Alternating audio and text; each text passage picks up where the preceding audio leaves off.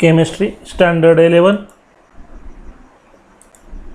We are discussing chapter number 1, some basic concepts of chemistry, part 10. Today we are going to discuss molar mass. आपण ह्याच्या अगोदर molecular mass बघितलं होतं. Similarly molecular mass आणि molar mass एकाच अर्थाने घेतलं जातं, पण फक्त थोडासा एक डिफरन्स आहे, तो आपण समजून घेऊया. तर आपल्याला सर्वांच्या लक्षात असेल की मॉलिक्युलर मास कसं काढतात. उदाहरणार्थ H2O, तर प्रत्येकाचे ॲव्हरेज ॲटॉमिक मासेस माहीत असणं गरजेचं आहे. हायड्रोजनचं ॲव्हरेज ॲटॉमिक मास असतं 1, ऑक्सिजनचं असतं 16. मग पाण्यामध्ये हायड्रोजन 2 आहेत, म्हणून हायड्रोजनच्या 1 वजनाला 2 ने गुणायचं, अधिक ऑक्सिजनचं 16, 16 आणि 2 18, असं पाण्याचं मॉलिक्युलर मास येतं 18U. You for unified mass. आता तेच आपल्याला पाण्याचं मोलार मास काढायचं असेल तर फक्त त्याच्याऐवजी 18 ग्राम पर मोल एवढं म्हटलं की त्याला मोलार मास असं म्हणतात. बघूया मोलार मास म्हणजे काय. The mass of 1 mole of substance, मग तो एलिमेंट असेल की कंपाऊंड असेल. The mass of 1 mole of substance in grams is called as its molar mass. जर आपण एक सबस्टन्स 1 मोल सबस्टन्स घेतला आणि त्याचं वजन ग्राम्समध्ये घेतलं तर त्या वजनाला, त्या मासला मोलार मास असं म्हणतात. The molar mass of any element in grams is numerically equal to atomic mass of that element in u. बघा, मोलार मास हे यू मध्ये व्यक्त केलेल्या ॲटॉमिक मासेसशी इक्वल असतं. उदाहरणार्थ मी पाण्याचं सांगितलं होतं मॉलिक्युलर मास 18U, मग पाण्याचं मोलार मास असणार 18 ग्राम पर मोल. बघा, हे एलिमेंट आणि हे त्यांचे ॲटॉमिक मासेस, जे ॲटॉमिक मासेस यू मध्ये आहेत तेच ग्राम पर मोल मध्ये आहेत, तेच ॲटॉमिक मास. एलिमेंटच्या बाबतीत ॲटॉमिक मास हेच मोलार मास आणि कंपाऊंडच्या बाबतीत मॉलिक्युलर मास हेच मोलार मास. म्हणून हायड्रोजनचा ॲटॉमिक मास असतं 1.0U, तर मोलार मास असतं 1.0 ग्राम पर मोल. म्हणजेच फक्त ॲटॉमिक मास किंवा मॉलिक्युलर मासमध्ये युनिट असतं यू आणि मोलार मासमध्ये युनिट असतं ग्राम पर मोल. कार्बनचं ॲटॉमिक मास असतं 12U, मोलार मासमध्ये 12 ग्राम पर मोल. ऑक्सिजनचं ॲटॉमिक मास असतं 16U, you for unified mass, आणि मोलार मास असतं 16 ग्राम पर मोल. म्हणजेच ॲटॉमिक मास किंवा मॉलिक्युलर मासमध्ये आपण जी क्वांटिटी यू युनिफाईड मासमध्ये एक्सप्रेस करतो तीच मोलार मासमध्ये ग्राम पर मोलमध्ये एक्सप्रेस केलेली असते, व्यक्त केलेली असते, सांगितलेली असते. Similarly molar mass of an any substance existing as polyatomic molecule in grams is numerically equal to its molecular mass or formula mass in U.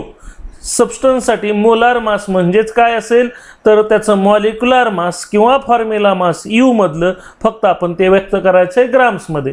For example O2, त्याचं मॉलिक्युलर मास किती भरतं, मॉलिक्युलर किंवा formula mass. NaCl साठी ते formula mass आहे आणि बाकीच्यासाठी मॉलिक्युलसाठी ते molecular mass आहे. तर O2 एका ऑक्सिजनचं असतं 16, म्हणून 2 ऑक्सिजनचं 32, म्हणून त्याचं मॉलिक्युलर मास झालं 32U आणि मोलार मास झालं, फक्त युनिट बदलणार, ग्राम पर मोल, 32 ग्राम पर मोल.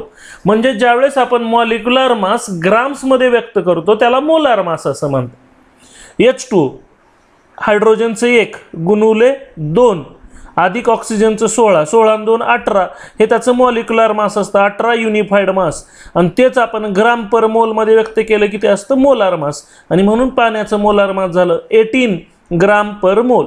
NaCl एक आयोनिक कंपाऊंड आहे, तो मॉलिक्यूल नाही, म्हणून त्याला असणार फॉर्म्युला मास. मग Na असतं ॲटॉमिक मास 23, क्लोरीनचं असतं 35.5, 35.5 आणि 23 58.5, म्हणून त्याचं मॉलिक्युलर फॉर्म्युला मास झालं 58.5U युनिफाईड मास. आता तेच जर आपण ग्राम पर मोलमध्ये व्यक्त केलं की ते झालं मोलार मास. म्हणून NaClचं मोलार मास झालं 58.5 ग्राम पर मोल. म्हणून मॉलिक्युलर मास आणि मोलार मास इक्वल आहेत, फक्त त्यांचं युनिट डिफरंट केलेलं आहे. मॉलिक्युलर माससाठी U आहे आणि मोलार माससाठी ग्राम पर मोल आहे. आणि आपल्याला मोलार मासच वापरायचं आहे. Molar mass of O atoms, oxygen ॲटमचं मोलार मास कसं काढायचं. आता आपल्याला माहित आहे ॲटॉमिक मास ऑक्सिजनचं 16 आहे, 16 युनिफाईड आहे, 16 युनिफाईड मास आहे. मग त्याचं मोलार मास ग्राममध्ये 16च कसं येतं ते दाखवलंय. बघा आता आपल्याला प्रत्येकाला माहित आहे एका मोलमध्ये आपण मोलार मासची डेफिनेशन केली, it is the mass of 1 मोल. ते एका मोलचं मास असतं, म्हणून आपण 1 मोल घेतला. मग त्याच्यात पार्टिकल किती असतात आपल्याला माहित आहे, एका मोलमध्ये पार्टिकल ॲव्होगॅड्रोज नंबर असं म्हणतात 6.022 × 1023 एवढे ॲटम्स एका मोलमध्ये असतात. असे किती युनिफाईड मास आहे ऑक्सिजन ॲटमचं तर 16. आणि एका ॲटमचं वजन किती असतं ते आपण स्पेक्ट्रोमीटरद्वारे काढलेलं आहे 1.66056 × 10⁻⁻24 ग्राम पर युनिफाईड मास. हे एवढं एका ॲटमचं वजन असतं. आणि म्हणून हे सगळं जर गुणाकार केला तर 16 युनिफाईड मास म्हणजे काय येतं बघा 16 ग्राम पर मोल. आणि म्हणून ह्या कॅल्क्युलेशनमुळं युनिफाईड मास आपण डायरेक्टली ग्राम पर मोलमध्ये कन्व्हर्ट करू शकतो. म्हणून युनिफाईड मास मध्ये जर व्यक्त केलं तर त्याला ॲटॉमिक मास किंवा मॉलिक्युलर मास म्हणतात, आणि तेच ग्राम पर मोलमध्ये व्यक्त केले की त्याला मोलार मास म्हणतात. Moles and gases. Many substances exist as A gases. अनेक पदार्थ हे गॅसेस आहेत, हायड्रोजन, ऑक्सिजन, कार्बन डायऑक्साईड वगैरे वगैरे. To find the number of moles of gas conveniently volume should be measured rather than mass of gas. गॅसेसच्या बाबतीत मात्र जर आपल्याला मोल्स शोधायचे असतील तर मासच्या ऐवजी व्हॉल्यूम ही क्वांटिटी आपल्याला मोजली पाहिजे, ती आपल्याला सोयीस्कर ठरते. व्हॉल्यूम, मासच्या ऐवजी व्हॉल्यूम गॅसेसच्या बाबतीत.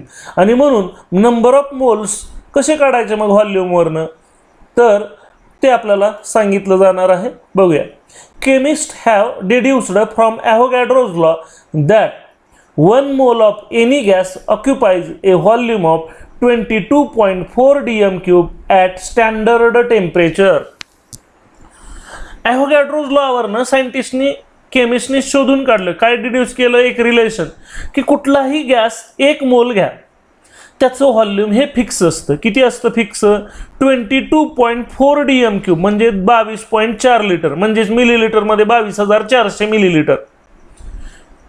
कारण 1 dm³ म्हणजे 1000 मिलीलिटर, म्हणजे dm³ म्हणजेच लिटर असतो. म्हणून 1 मोल कुठल्याही गॅसचा घेतला तर व्हॉल्यूम किती असतं त्याचं 22.4 लिटर किंवा 22.4 dm³. पण कधी आपल्याला माहित आहे व्हॉल्यूम हे गॅसचं कशावर डिपेंड असतं, टेम्परेचर आणि प्रेशरवर. मग हे आहे जे व्हॉल्यूम आहे ते कधी आहे standard temperature and pressure. Temperature आणि प्रेशर स्टँडर्ड पाहिजे. आता कोणत्या टेम्परेचरला स्टँडर्ड म्हणतात ते लगेच ब्रॅकेटमध्ये दिले. 0 डिग्री सेल्सिअसला स्टँडर्ड टेम्परेचर म्हणतात. आणि प्रेशर स्टँडर्ड कधी म्हणतात ज्यावेळेस प्रेशर 1 ॲटमॉस्फिअर असेल.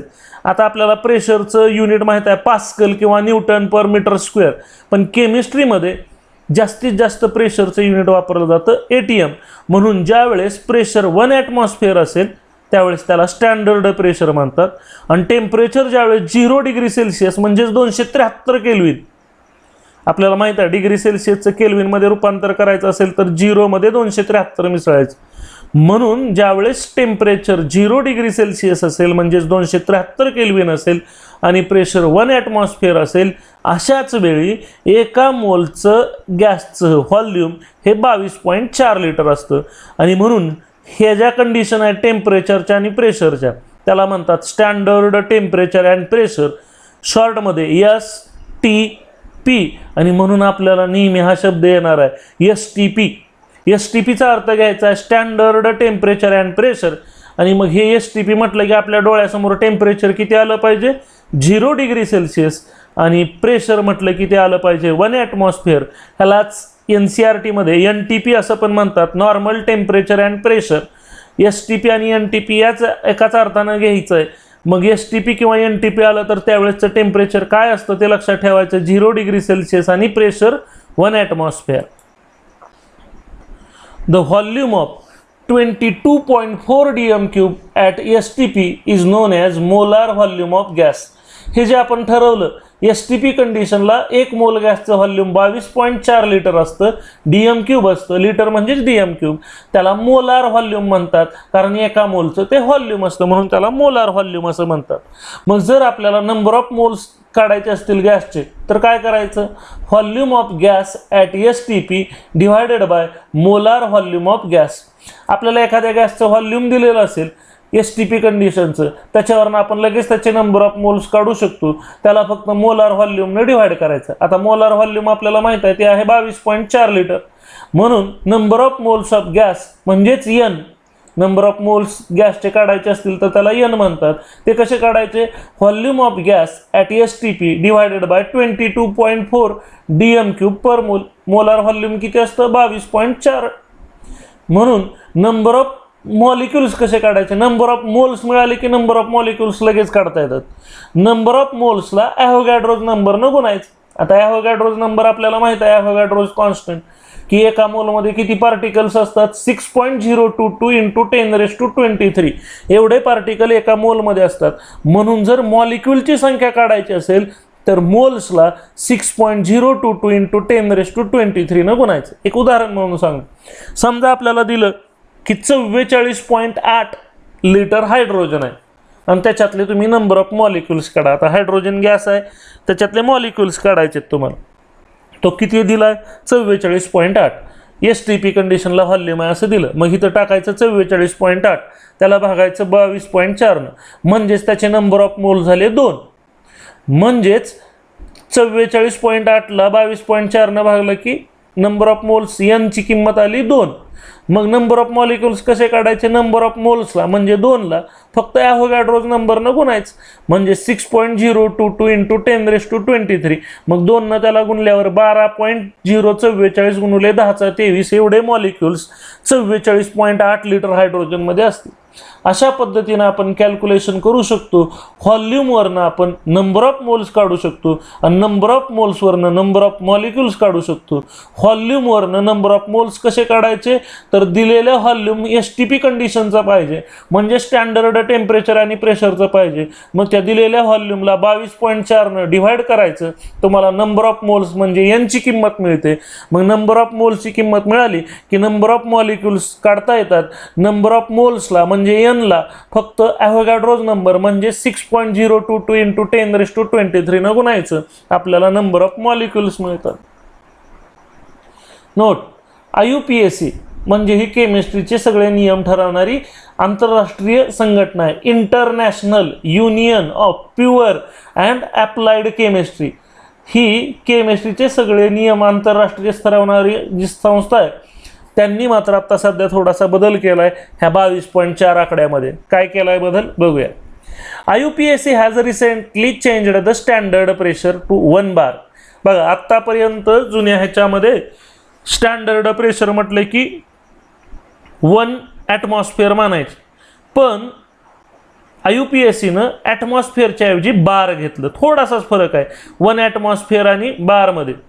1 बार घेतलं आणि ह्या नवीन एस-टी-पी कंडिशनमुळं म्हणजे ॲटमॉस्फिअरच्या ऐवजी प्रेशरचं युनिट बार घेतलं, त्यामुळं मोलार व्हॉल्यूम ऑफ गॅस बदललं आहे आणि त्याची किंमत आहे 22.71 लिटर पर मोल. परंतु आजही आपण हा आकडा वापरत नाही.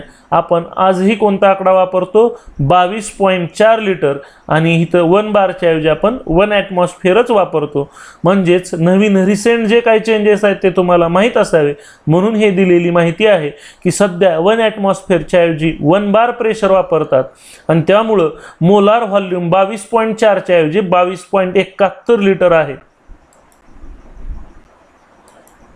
थँक्यू.